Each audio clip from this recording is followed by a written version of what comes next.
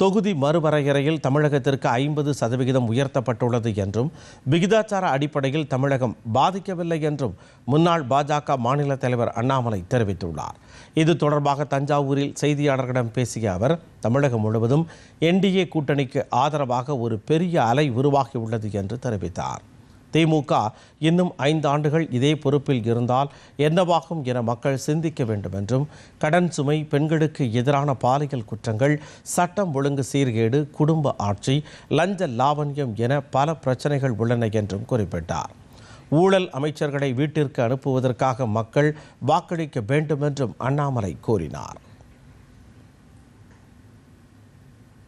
உறுதியா ஹாஃப்வே மார்க்கை கம்ஃபர்டபுளாக நம்முடைய கூட்டணி தாண்டி ஒரு நல்ல ஒரு கம்ஃபர்டபுளான பொசிஷன்ல எல்லா கூட்டணி கட்சிகளுமே நிறைய சீட்டு ஜெயிச்சுதான் அது வரும் அப்படிங்கிற நம்பிக்கை. ஆனா தமிழ்நாட்டை பொறுத்த வரைக்கும் ஸ்விங்குங்கிறது பாதியா போட மாட்டாங்க. அது மொத்தமா தான் ஸ்விங் ஆகும், ஒரு பக்கம் மொத்தமா போகும்.